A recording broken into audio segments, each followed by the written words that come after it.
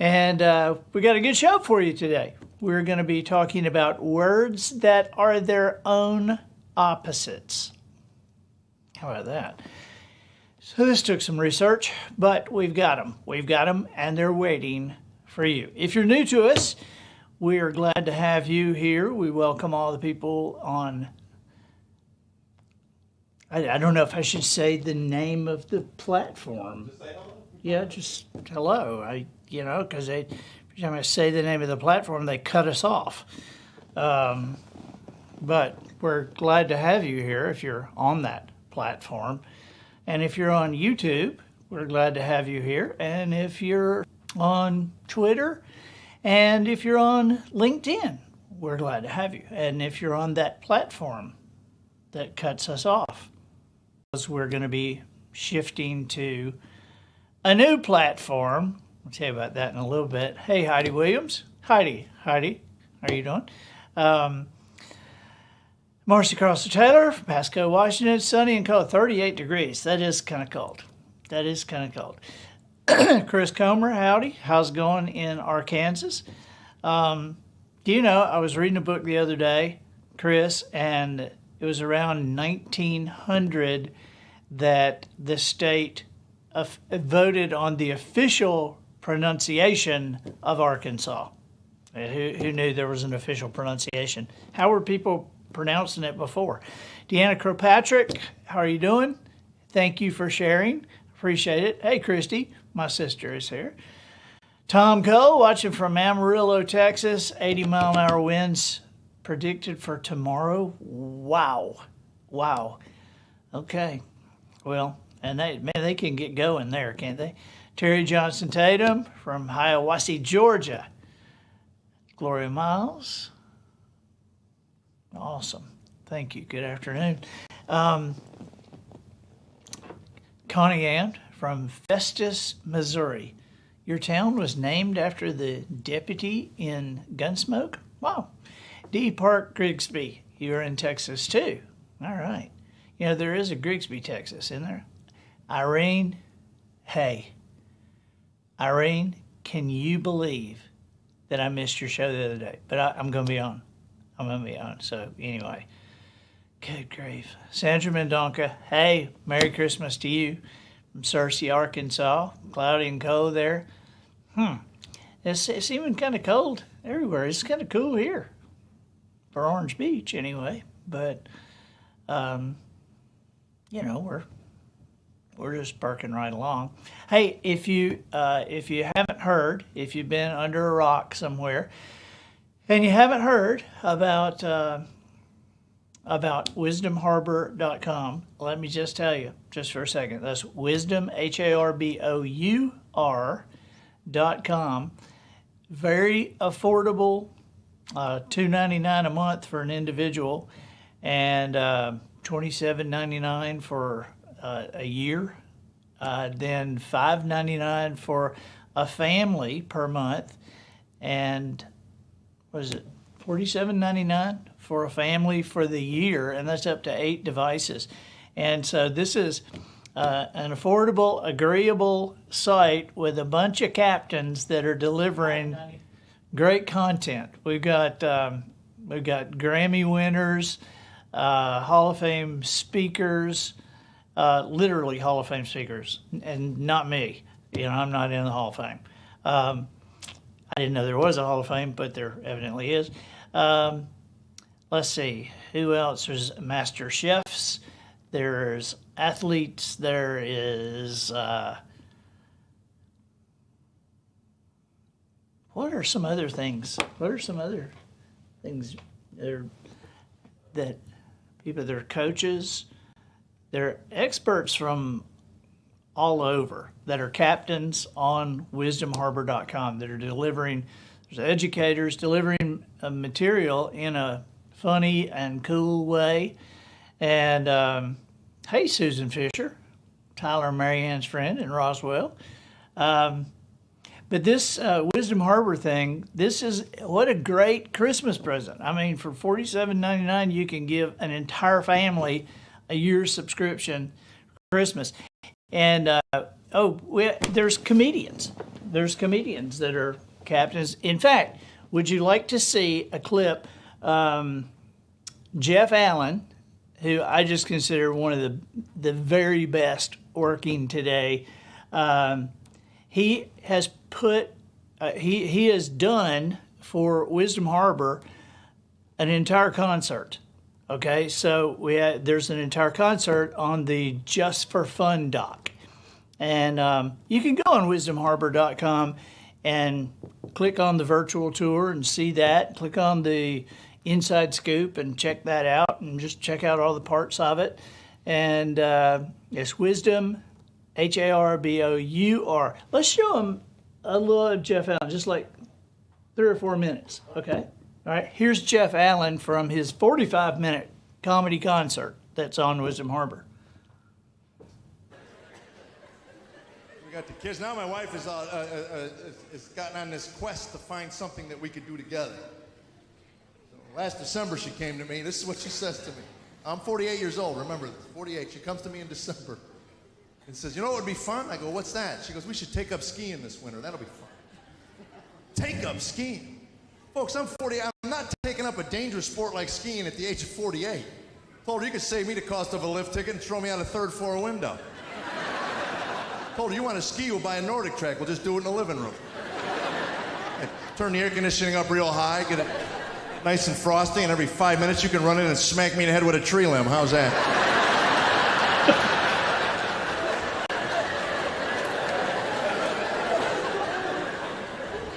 So we were in Colorado last January skiing. So, hey, I've learned one thing in 20 years of marriage, and this is it. Happy wife, happy life. That's what I've learned.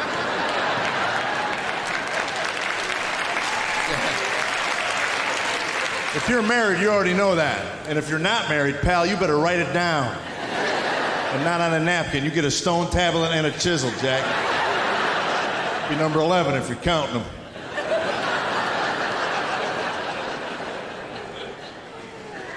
So I've never skied in my life, so of course I get sent off to the Bunny Hill, which really does a lot for your manhood. Guys in the shop are talking about purgatory, and where are you going? I got a Bunny Hill. Ooh. Let's step out of the way. They had a rope tow. I don't know if you're familiar with that Nazi torture thing. Anybody familiar with a rope tow? Big rope on a pulley spins around. So you stand there, and so the theory is you grab it, and it pulls you up this little incline. I stood there 5 minutes, burned through 4 pairs of gloves. I didn't move an inch. Stand there, oh, this is worth $80. I almost died of smoke inhalation. Kids were roasting hot dogs over my hands. Somebody yells at me, grab the rope! So I grab it, right? It jerks me. I'm being dragged up the hill on my face. People are yelling, let go. No, I'm moving. Yay, this is fun. Next day we wake up, she goes, that was fun. Let's try the chairlift, the intermediate slope. I got knocked unconscious by the chairlift. I am not making that up. Some of you look at me and think, how could that happen? Let me explain. I was in my ready position as I had been taught. Notice the knees are slightly flexed, shoulders are square. Face is lathered with anticipation.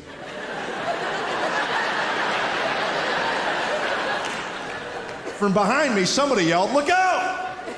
Now, you know when you hear the words look out, you don't duck, you turn around to see what it is you're looking out for. Turned around just in time to get my skull caved in. What'd you say? And the insurance company wouldn't cover the head injury. Guy called me up at home. You got hit in the head with a chairlift? I go, yes, sir. He goes, well, that makes you a moron. We consider that a pre-existing condition.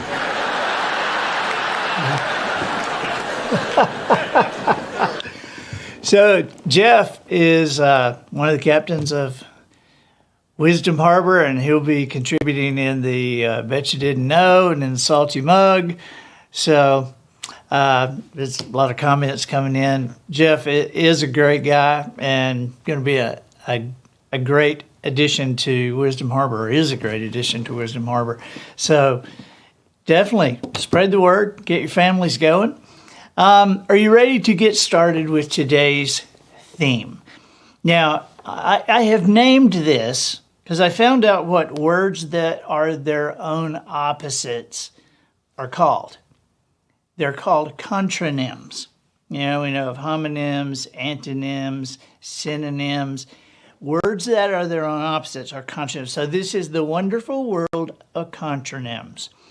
And this is very interesting to me because I knew of a couple of them, but as I started looking these up, I was kind of amazed because they all make sense in the opposite thing. So here's one.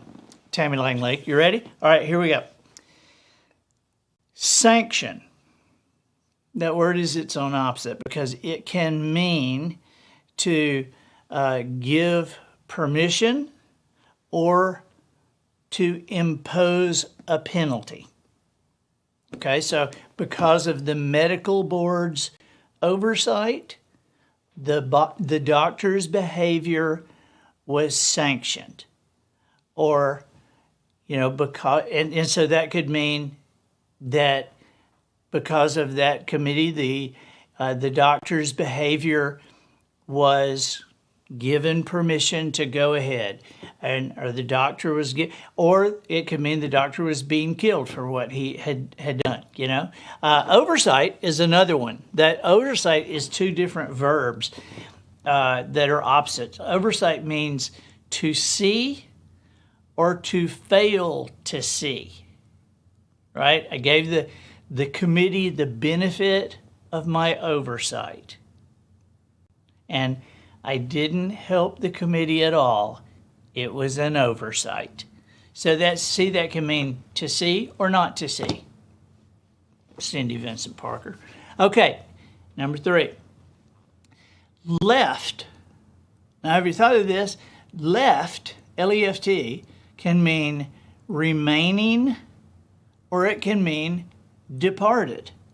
If the gentlemen have gone outside for cigars, who's left? Well, the gentlemen have left and the ladies are left.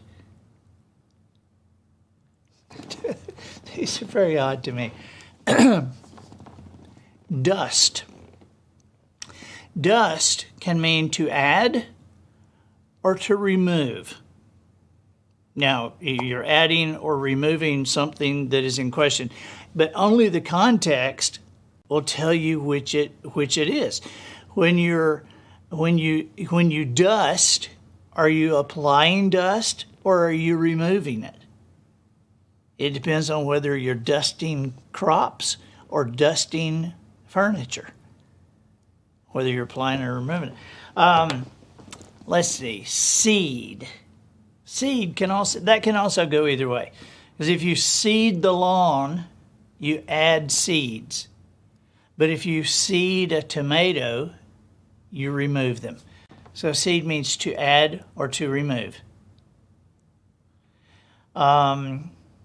Stone is another one that you got to be careful with because you can stone some peaches, but you don't want to stone your neighbor, even if he likes to get stoned. Yeah. Okay. Marcy Crosser Taylor says this is one reason that English is so hard to learn. I know. Can you imagine teaching this to somebody from another country? Heather Olson. Hey. In Utah. Isn't this crazy, Heather? Okay. Number 7. Trim can also mean adding or taking away. Because it can mean to prepare, to make ready. And depending on who or what is being readied, it can mean either of two things. It can mean to decorate something with ribbons and laces to give it a nice appearance, or to cut off the growth. And the context doesn't always make it clear which one. Because if you're trimming the tree, are you using Christmas decorations or a chainsaw? Nadine Sanders Roberts, hello. Cleave. Cleave can mean to cling to, to adhere to, cleave to, or it can also mean to split. It's like you might do with a cleaver. All right. Fast can mean fixed, unmoving, as in he's holding fast. And if the colors are fast, if it's color fast, the colors will not run. But if a boy is fast, he will run. All right? I love this one because this is so simple, and I never really thought of this. Off means deactivated, as if to turn it off. But it also means activated. It means deactivated and activated. It's deactivated if you turn it off, but it's activated if the alarm went off. The alarm went off. All right. Weather. Weather can mean to withstand, or it can mean to be worn away. The company weathered the recession. The rock was weathered. So it can mean to be good and not be worn away, or it can mean to be worn away. You know. Chris Comer says, even teaching a Yankee the Southern language is a feat in itself. It is. There's so many Southern words, like mash the button. And, I mean, we've talked about that before. Janine Crosby, Schwigan, good afternoon. You DeWitt, you got a Russian friend that's trying to learn English. Man, I feel sorry for him. I feel sorry for him. Okay. Screen. Screen can mean to show or to hide. You can show an ugly movie, you can screen a movie, or you can hide an ugly couch. We're going to screen that couch so nobody sees it.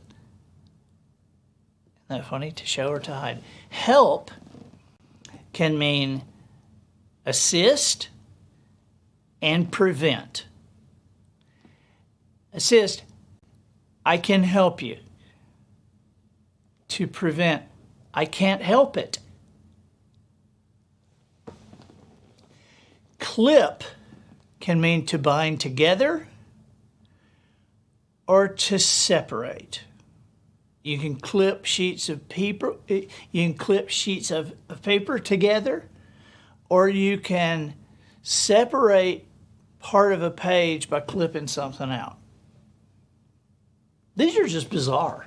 Yeah, I've never heard of these contronyms. So, all right. Now, this is a simple one, but think about this. Go means to proceed, but it also means to give out or fail. Like, this car could really go until it started to go. Hold up. Hold up can mean to support or to hinder. Okay? Hold up. Like, when I'm struggling, he's always there to hold me up. And I'd have been on time, but he held me up. Out. Now, this is a good one. Out can mean visible or invisible. See, it's a good thing the full moon was out when the lights went out. Visible and invisible. That's about as It's kind of like when someone says, we turn the air up. And you're like, well, you want me to turn up how much it's blowing, or you're saying turn the temperature up? Right. Make it colder or warmer? Yeah. Out of, we did out. Out of means outside or inside. I hardly get out of the house because I work out of my house. Okay. Toss out. Toss out that could either be to suggest or to discard. I decided to toss out the idea, or I decided to toss out the idea. Jerry Anderson says, how about beat? Explain, Jerry. Beat. And that could mean to win.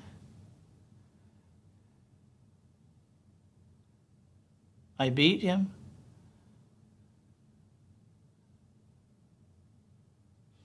Or to lose. He beat me. Ken Hartley, fixing to has little or nothing to do with actually fixing anything. That's true. Marcy Carlson Taylor says, this is a hold-up. That's exactly right. Oh, Jerry Anderson says beat is to half into. You're going to beat it into. Okay. Deanna Kirkpatrick, it's amazing how some words can have different. Yeah, I mean, not just different definition, but the opposite definition. Beat up eggs. Stuck. How would you use stuck? I stuck him. Katrina Hansen from Muskegon, Michigan. Some of these I did not know. Yeah, I don't know if I didn't know them or just had not thought about them, but they are interesting, aren't they? They are. Is that it? Is that our list? We got. That's the list. Okay. All right. Then I was trying to think some contronym to say goodbye with, but I don't know. I can't. Hey, what are you guys doing for Christmas? Is everybody leaving or going home? Going to stay home?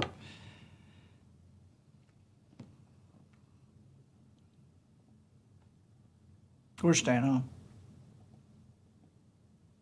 You know, Polly would travel if she had her choice. She would like go somewhere that already has Christmas trees and,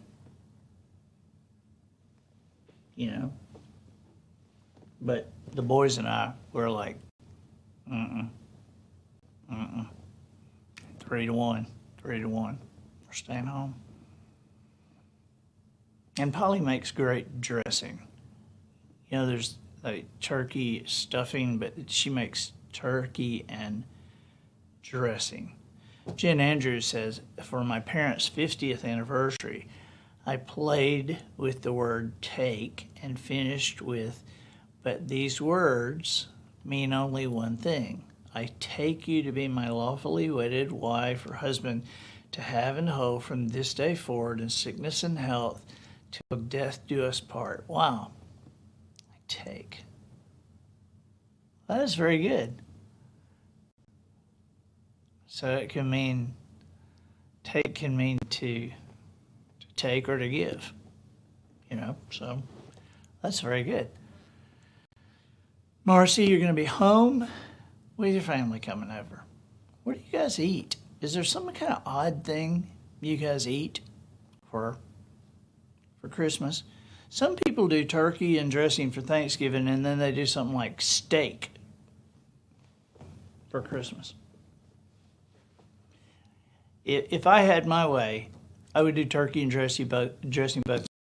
Sometimes we have veered off from that to my disdain, because I'm like, we only get turkey and dressing twice in a year, and so why can't we do it both Thanksgiving and Christmas? What's the bigger meal for you? Is it the Christmas Eve dinner or the Christmas Day dinner? Oh, Christmas Day dinner is definitely a bigger meal. Yeah, and our Christmas Eve dinner, that's fast. You got to get it done, get into bed, Santa Claus is coming. You ain't got time to sit and eat dessert and stuff.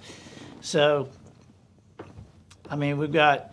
What was bigger for you? I think it was always Christmas Eve, and then usually Christmas Day was very relaxed and didn't do a lot of cooking and stuff. I can remember even being able to go over to friends' houses on like Christmas Day night and not have dinner with the family and stuff because it was Christmas Eve was the big thing. Really? Yeah. Huh. Wow. Yeah, Christmas Eve, we've done different things. We go to the church at the Floribama. A lot of times we'll just walk across and eat at Waffle House, for Christmas Eve. And a lot of times we'll have soup, some kind of soup, like chicken soup or something like that. You have prime rib for Christmas? Marcy does? Do you cook it? How do you cook prime rib? Do you know what I think of when I think of prime rib? I think of Joan Rivers when I think of prime rib. And the reason is because I traveled with her for 2 years, and we would do 2 shows a night. And between shows would be when they would cater the thing and we would eat. And it was always prime rib. Always. Because Joan said, it's the only thing they can't screw up. But that's what we had. I'm trying to think,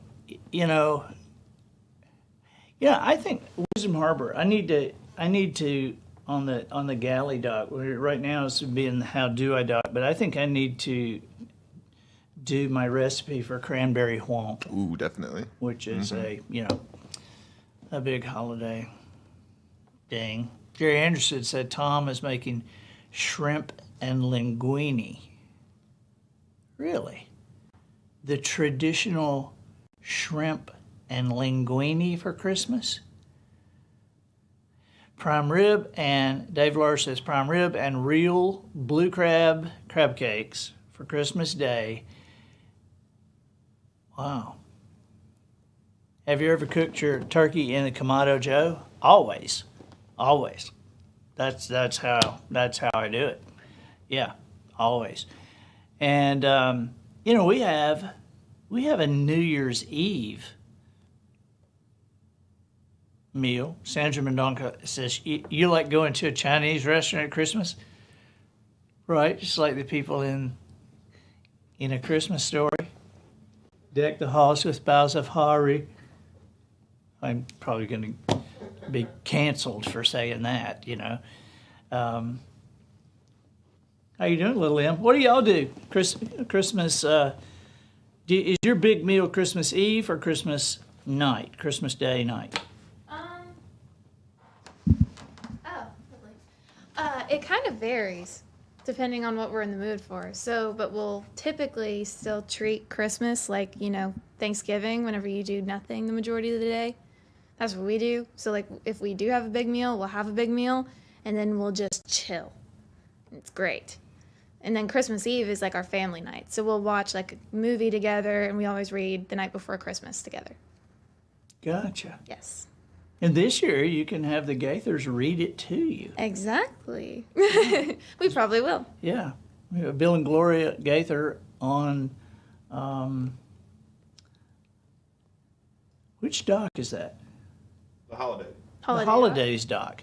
On Wisdom Harbor. Bill and Gloria Gaither reading "'Twas the Night Before Christmas."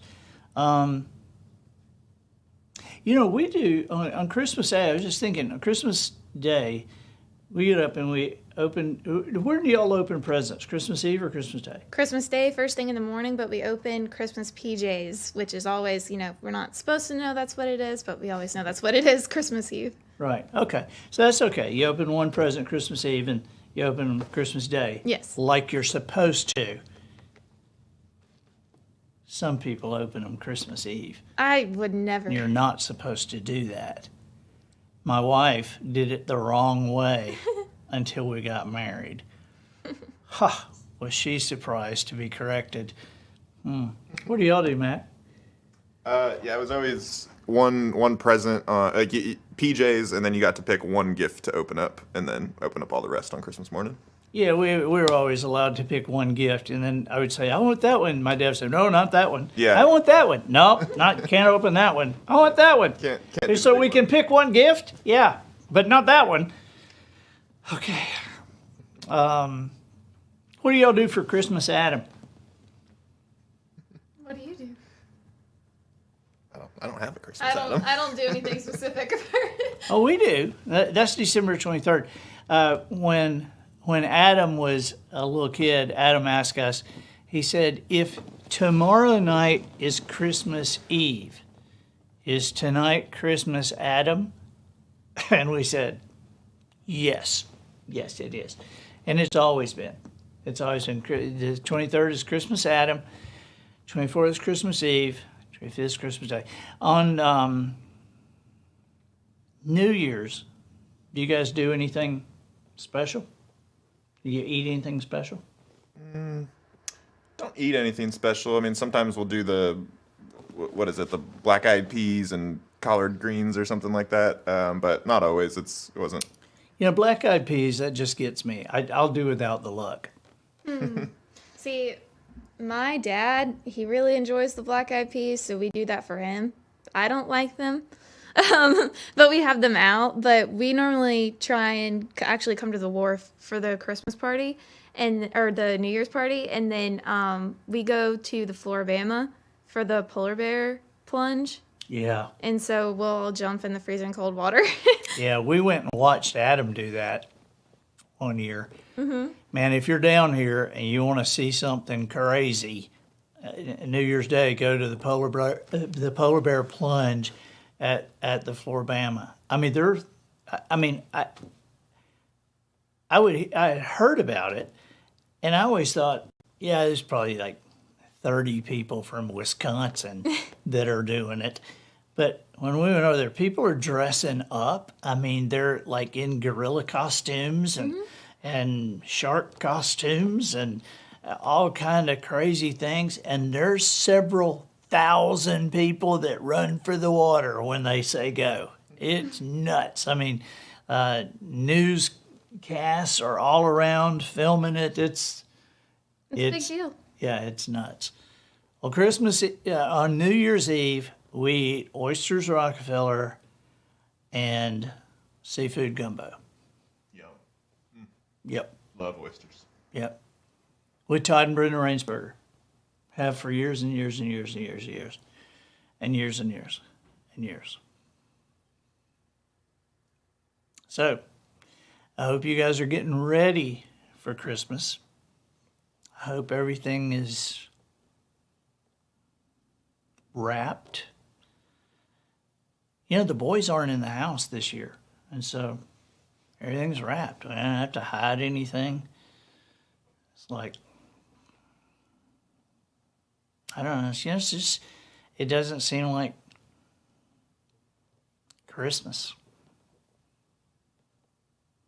We're in a rental house and watching Hogan's Heroes.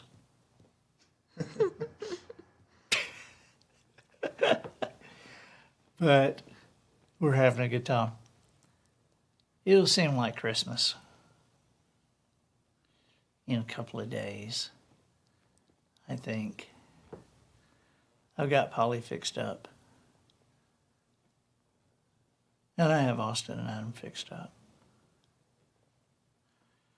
And I'm sure I'm going to get a rock. Charlie Brown. All right. You guys have a good rest of your week. We'll see you Thursday. All right? Bye-bye.